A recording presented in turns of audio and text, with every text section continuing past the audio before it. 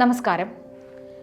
ഒരു യുഗാന്ത്യം എന്ന് തന്നെ വിശേഷിപ്പിക്കാവുന്നതാണ് ശ്രീ VS അച്യുതാനന്ദൻ എന്ന കമ്മ്യൂണിസ്റ്റുകാരൻ്റെ വിയോഗം. കേരളത്തിലെ കമ്മ്യൂണിസ്റ്റ് വിരോധികൾ പോലും യഥാർത്ഥ കമ്മ്യൂണിസ്റ്റുകാരൻ അത് VS ആണ് എന്ന് ഉറക്കെ പ്രഖ്യാപിച്ചിരുന്നു.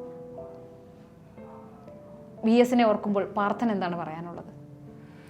വളരെ കേരളത്തിൽ ഇപ്പോൾ ചേച്ചി പറഞ്ഞതുപോലെ കേരളത്തിൽ ഏറ്റവും അവസാനം അറിയപ്പെടുന്നവരിൽ ഏറ്റവും അവസാനത്തെ യഥാർത്ഥ കമ്മ്യൂണിസ്റ്റായിരുന്നു ശ്രീ VS അച്യുതാനന്ദൻ. അതിലൊരു സംശയവും നമുക്കില്ല. കാരണം ഒരുപാട് പീഡിപ്പിക്കപ്പെട്ട ആളുകളുടെ കൂടെ, അധസ്ഥിത വിഭാഗത്തിൻ്റെ കൂടെ, തൊഴിലാളി വർഗത്തിൻ്റെ കൂടെയൊക്കെ ശബ്ദമായി നിന്ന ഒരു യഥാർത്ഥ കമ്മ്യൂണിസ്റ്റുകാരൻ. അദ്ദേഹത്തിന് ഈ ചതി ഉണ്ടായിരുന്നില്ല, അഴിമതി കൊണ്ട് ജീവിക്കേണ്ട കാര്യം ഉണ്ടായിരുന്നില്ല, ആരെയും ഭയക്കേണ്ട കാര്യം ഉണ്ടായിരുന്നില്ല. ഒരു ഭാഗത്ത് ഒരു കാര്യം പറയുകയും മറുഭാഗത്തു കൂടെ വേറൊന്ന് ചെയ്യുകയും ചെയ്യുന്ന ആധുനിക കമ്മ്യൂണിസ്റ്റുകാരനെ പോലെ ആയിരുന്നില്ല സഖാവ് VS എന്നുള്ളതാണ് അദ്ദേഹത്തിന്. അതുകൊണ്ട് തന്നെയാണ് എല്ലാവരും അദ്ദേഹത്തെ ഇത്രയേറെ സ്നേഹിക്കുന്നതും. അതെ, തീർച്ചയായിട്ടും.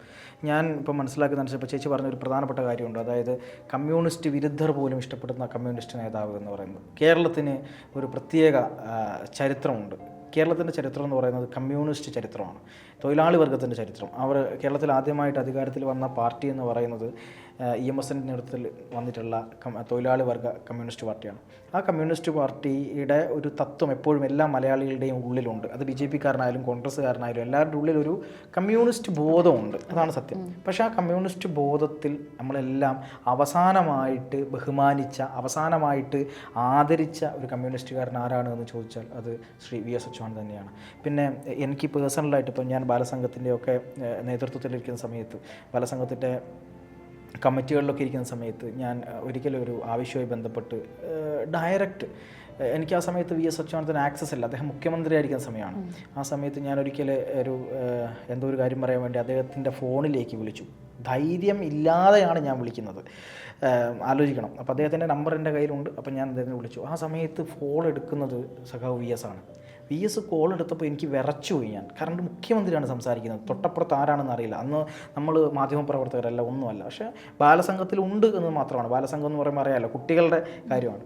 അപ്പം സഖാവ് അദ്ദേഹം ചോദിച്ചു എന്താണ് പറഞ്ഞപ്പോൾ ഞാനിങ്ങനെ പറഞ്ഞു, ഞാൻ ഇന്ന സ്ഥലത്താണ്, ഇന്ന സ്ഥലത്ത് ബാലസംഘത്തിൻ്റെ ഭാരവാഹിയാണ്, എനിക്ക് ഇന്നൊരു ആവശ്യം ഉണ്ടായിരുന്നു, അവനെ വിളിച്ചാണെന്ന് പറഞ്ഞപ്പോൾ അദ്ദേഹത്തിൻ്റെ ഭാഗത്തു നിന്ന് ഉണ്ടായിട്ടുള്ള ആ പ്രതികരണം എന്നെ ഞെട്ടിച്ചു കളഞ്ഞു. അദ്ദേഹം അത് എഴുതി വെച്ചു, ഇന്ന കാര്യമാണ്, ഇത് എഴുതി വെച്ചു, ഞാൻ ഇതിന് പരിഹാരം ഉണ്ടാക്കാം, ഇവിടുന്ന് വിളിക്കും, ഓഫീസിൽ നിന്ന് വിളിക്കും എന്ന് പറഞ്ഞു. അത് കേട്ടപ്പോൾ ഞാൻ വിചാരിച്ചു, ഞാൻ വിചാരിച്ചു ഇനി മുഖ്യമന്ത്രിയല്ലേ വിളിച്ചത്, മുഖ്യമന്ത്രിയെ വിളിച്ചത് കൊണ്ട് ഇനി പോലീസ് വരുമോ, അതായിരുന്നു എൻ്റെ ഭയം. കാരണം പോലീസ് വരുമോ മുഖ്യമന്ത്രിയെ വിളിച്ചു എന്നുള്ള നിലക്കുണ്ട്. പക്ഷേ അവിടെ നിന്നൊരു 2 ദിവസം കഴിഞ്ഞപ്പോൾ എനിക്ക് കോള് വരുന്നത് നമ്മുടെ മുഖ്യമന്ത്രിയുടെ ഓഫീസിൽ നിന്നല്ല, അവിടെ തിരുവനന്തപുരത്തുള്ള വികാസ് ഭവൻ നടന്ന സെൻറ്ററിൽ നിന്നൊരു ഫോൺ വരുന്നു, നിങ്ങൾ കുറച്ച് കാര്യം അന്വേഷിക്കുന്നു. അതിനുശേഷം കോഴിക്കോട് കലക്ട്രേറ്റിൽ നിന്ന് എനിക്ക് ഫോൺ വരികയാണ്. ഈ ഒരു വിഷയവുമായി ബന്ധപ്പെട്ട് എന്താണ് ഈ പ്രശ്നത്തിലെ കാരണം, എന്താണ് സംഭവം എന്നൊക്കെ ചോദിക്കുന്നു.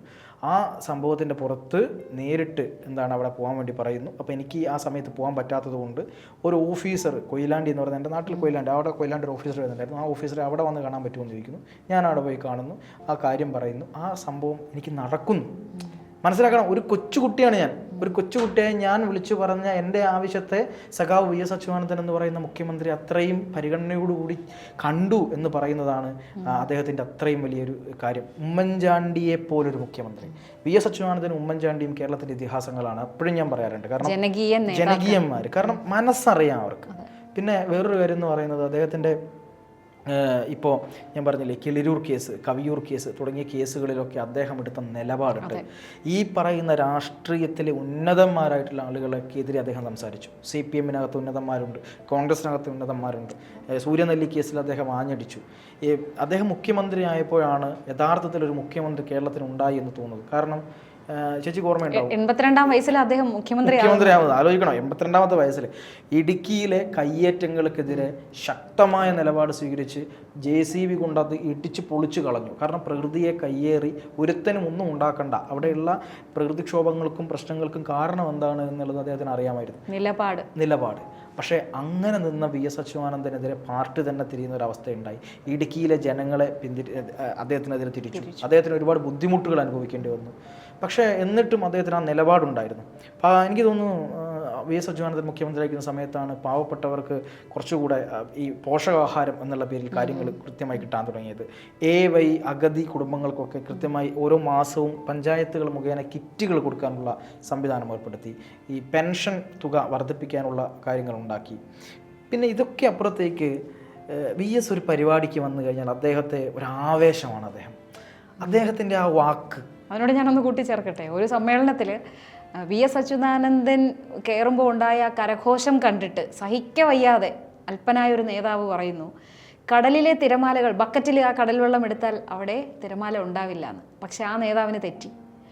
ആ കടലിലെ വെള്ളം വി.എസ്. എന്ന് പറയുന്ന ബക്കറ്റിലാണെങ്കിലും അവിടെ തിരമാല ഉണ്ടാക്കാൻ കഴിവുള്ള നേതാവ് തന്നെയായിരുന്നു വി.എസ്. അച്യുതാനന്ദൻ, അല്ലേ? തീർച്ചയായിട്ടും. കാര്യം വി.എസ്. അച്യുതാനന്ദനെ പോലെ ഈ ഇത്രയും ജനങ്ങളെ സ്വാധീനിച്ചൊരു നേതാവ് ആരാണുള്ളതെന്നൊരു ചോദ്യമാണ്. ശരിയാണ്, ഇ.കെ. നായനാർ എന്ന് പറയുന്ന കേരളത്തിൻ്റെ നല്ലൊരു പ്രബലനായ മുഖ്യമന്ത്രി ഉണ്ടായിരുന്നു. ഉമ്മൻചാണ്ടി ഉണ്ടായിരുന്നു, കെ കരുണാകരൻ ഉണ്ടായിരുന്നു. പക്ഷേ വി.എസ്. എന്ന് പറഞ്ഞൊരു വികാരമാണ്. ഉമ്മൻചാണ്ടി ഏത് രീതിയിലാണോ ജനങ്ങളുടെ മനസ്സിൽ ഉള്ളത് അതുപോലെ തന്നെയാണ് വി.എസ്. അച്യുതാനന്ദൻ കുറച്ചുകൂടെ വിപ്ലവത്തിൻ്റെ ആ പോരാട്ട വീര്യം കൂടെ ഉണ്ട്. രാഷ്ട്രീയത്തിന് അതീതമായി ജനപ്രിയനാണ് അദ്ദേഹം. അതായത് അച്യുതാനന്ദനിസം എന്നൊന്നും പറഞ്ഞ് PR വർക്കുകാർ പറഞ്ഞ് പരത്തണ്ട. അത് ജനങ്ങളുടെ മനസ്സിൽ നേടിയ സ്ഥാനമാണത് വി.എസ്. എന്ന് പറയുന്നത്. അദ്ദേഹത്തിന് പാർട്ടിയിൽ പക്ഷം ഉണ്ടായിരുന്നു. പിണറായിക്ക് പക്ഷമുണ്ട് എന്നൊക്കെ പറയുന്നുണ്ടല്ലോ, അതുപോലെ അദ്ദേഹത്തിന് പക്ഷം ഉണ്ടായിരുന്നു പാർട്ടിയിൽ. പക്ഷേ ആ പക്ഷം സത്യത്തിൻ്റെ പക്ഷമായിരുന്നു, നേരിൻ്റെ പക്ഷമായിരുന്നു. പക്ഷെ ആ പക്ഷത്തെ ആ പക്ഷം ആദ്യം നിന്ന് കഴിഞ്ഞാൽ CPM-ന് നിലനിൽപ്പുണ്ടാവില്ല, മുതലാളിമാർക്ക് നിലനിൽപ്പുണ്ടാവില്ല എന്ന് കരുതിക്കൊണ്ടാണ് ഇപ്പുറത്ത് വേറൊരു പക്ഷം ഉണ്ടായി വന്നത്. എനിക്കിപ്പോഴും ഓർമ്മയുണ്ട്, ഐസ്ക്രീം കേസ് ഉൾപ്പെടെയുള്ള കേസുകളിൽ വി.എസ്. അച്യുതാനന്ദൻ നിലപാടുകളാണ് എടുത്തത്. ആ സമയത്ത് ആ നേതാവിനെ സംരക്ഷിക്കാൻ ശ്രമിച്ച നേതാവ് ഇന്ന് ആരാണ് എന്നുള്ളത് നമുക്ക് എല്ലാവർക്കും അറിയാം. ഇനി അതിലും അപ്പുറത്തേക്ക് ഐസ്ക്രീം കേസും അതുപോലെ കേരളത്തിൻ്റെ ചരിത്രത്തിൽ ഏതെങ്കിലും ഒരു നേതാവ് അഴിമതി കേസിൽ ജയിലിൽ കിടന്നിട്ടുണ്ടെങ്കിൽ അത് R. ബാലകൃഷ്ണപിള്ളയാണ്. R. ബാലകൃഷ്ണപിള്ളയ്ക്കെതിരെ നിയമ പോരാട്ടം നടത്തിയ കമ്മ്യൂണിസ്റ്റ് നേതാവ് ആരാണെന്ന് ചോദിച്ചാൽ അത് വി.എസ്. അച്യുതാനന്ദനാണ്. ഇവിടെയുള്ള മറ്റ് കമ്മ്യൂണിസ്റ്റ് നേതാക്കന്മാർക്കൊന്നും എന്തേ കഴിയാതെ പോയത്? അഴിമതിക്കെതിരെ സംസാരിക്കാൻ, കയ്യേറ്റങ്ങൾക്കെതിരെ സംസാരിക്കാൻ. ഇപ്പം മതികെട്ടാഞ്ചോലയിലെ കയ്യേറ്റങ്ങൾക്കെതിരെ വി.എസ്. സംസാരിച്ചു, ഇടുക്കിയിലെ കയ്യേറ്റങ്ങൾക്കെതിരെ സംസാരിച്ചു, ഈ കൊക്കക്കോള വിഷയത്തിൽ അദ്ദേഹം സംസാരിച്ചു, പ്രകൃതിയെയും ചേർത്ത് പിടിച്ചു. അദ്ദേഹം ലാവ്ലിൻ കേസിലും അദ്ദേഹം ശക്തമായ നിലപാടാണ് എടുത്തിരുന്നത്. അതെ, ലാവ്ലിൻ കേസിലും സത്യസന്ധമായ നിലപാടാണ് എടുത്തത്. 2005 CPM-ൻ്റെ ആലപ്പുഴയിലെ സംസ്ഥാന സമ്മേളനത്തിൽ നിന്നാണ് വി.എസ്. അച്യുതാനന്ദൻ ഇറങ്ങിപ്പോകുന്നത്. അന്ന് വി.എസ്. അച്യുതാനന്ദനെതിരായി കൊണ്ട് ശക്തമായിട്ടുള്ള പാർട്ടിയിലെ സംഘടനാ റിപ്പോർട്ടിൽ അദ്ദേഹത്തെ ക്രൂശിച്ചുകൊണ്ടുള്ള സംഘടനാ റിപ്പോർട്ടായിരുന്നു. അതികഠിനമായ വിമർശനങ്ങളായിരുന്നു ഉണ്ടായിരുന്നത്. അതിൽ നിന്ന് പ്രതിഷേധിച്ചുകൊണ്ട് അദ്ദേഹം ഇറങ്ങിപ്പോന്നു. പിന്നെ വേറൊരു സമയത്ത് അദ്ദേഹത്തിന് ക്യാപിറ്റൽ പണിഷ്മെൻറ്റ് കൊടുക്കണം എന്ന് പറഞ്ഞൊരു നേതാവ് ഉണ്ടായിരുന്നു. ഇതൊക്കെ നമ്മൾ പുറത്തു വന്ന കാര്യങ്ങളാണ്. ഇതിലൊക്കെ അപ്പുറത്തേക്ക് അദ്ദേഹം മനുഷ്യരെ ചേർത്ത് പിടിക്കുകയും മനുഷ്യരുടെ സങ്കടങ്ങളെ മനസ്സിലാക്കുകയും അദ്ദേഹം എന്ന് പറയുന്ന കമ്മ്യൂണിസ്റ്റുകാരന് ഒരിക്കലും എന്താക്കാൻ പറ്റിയിരുന്നില്ല, ഈ നേരിൻ്റെ പക്ഷത്തു നിന്ന് മാറി ചിന്തിക്കാൻ കഴിഞ്ഞിരുന്നില്ല. അതാണ് പല കമ്മ്യൂണിസ്റ്റുകാരും ഇന്ന് കമ്മ്യൂണിസമേ അല്ല നടപ്പിലാക്കുന്നത് എന്നും വി.എസ്. അച്യുതാനന്ദൻ്റെ കാലഘട്ടത്തോടു കൂടി കേരളത്തിൽ നിന്ന് കമ്മ്യൂണിസം ഇല്ലാതായി എന്നും വിശ്വസിക്കുന്ന ഒരാളാണ് ഞാൻ. അപ്പം പല ആൾക്കാരും പറയും അത് പാർത്തൻ്റെ മാത്രം വിശ്വാസമല്ല, ഈ കേരളത്തിലുള്ള ഏകദേശം ഭൂരിഭാഗം വരുന്ന കമ്മ്യൂണിസ്റ്റ് വിശ്വാസികളും. കാരണം ഇപ്പോഴും കമ്മ്യൂണിസ്റ്റ് പാർട്ടിയോടൊപ്പം ചേർന്ന് നടക്കുന്നവർ പോലും ഉള്ളിൻ്റെ ഉള്ളിൽ വി.എസ്. പക്ഷക്കാരായിരുന്നു. അതെ, സത്യമാണ്, വി.എസ്. പക്ഷക്കാരാണ്. പക്ഷെ ഇപ്പോഴും അതിനെ ന്യായീകരിക്കാൻ വേണ്ടി ചില ആളുകൾ പറയുന്ന കാര്യമുണ്ട്. ഇ.കെ. നായനാരും EMS-ഉം ഒക്കെ വന്നപ്പോഴും നിങ്ങൾ അവരെ ഇ.കെ. നായനാരുടെ കാലഘട്ടത്തിൽ നിങ്ങൾ EMS-നെ പോയെത്തി, തിരിച്ച് വി.എസ്. അച്യുതാനന്ദൻ്റെ കാലഘട്ടത്തിൽ നിങ്ങൾ ഇ.കെ. നായനാരെ പോകെത്തി, പിണറായിയുടെ കാലഘട്ടത്തിൽ നിങ്ങൾ വി.എസ്. അച്യുതാനന്ദനെ പോയെത്തുന്നു, നാളെ നിങ്ങൾ പിണറായിയും പോത്തു എന്ന് പറഞ്ഞുകൊണ്ട് നിൽക്കുന്ന ആൾക്കാരുണ്ട്. പക്ഷേ ഞാൻ ഉറപ്പിച്ചു പറയാം, പിണറായി എന്നല്ല എൻ്റെ പ്രശ്നം. ഇനി അങ്ങോട്ട് കേരളത്തിൽ ഒരു നേതാവിനും വി.എസ്. അച്യുതാനന്ദനെ പോലെ കഴിയാനില്ല. മാത്രമല്ല, കേരളത്തിലെ അവസാനത്തെ യഥാർത്ഥ കമ്മ്യൂണിസ്റ്റ് നേതാവിൻ്റെ പേര് വി.എസ്. അച്യുതാനന്ദൻ, അതെങ്കിൽ വേലിക്കകത്ത് ശങ്കരൻ അച്യുതാനന്ദൻ എന്നുള്ളത് തന്നെയാണ്. അദ്ദേഹത്തിൻ്റെ അമ്മയ്ക്ക് വസൂരി ഉള്ള സമയത്ത് കഥ പറയുന്നുണ്ട്.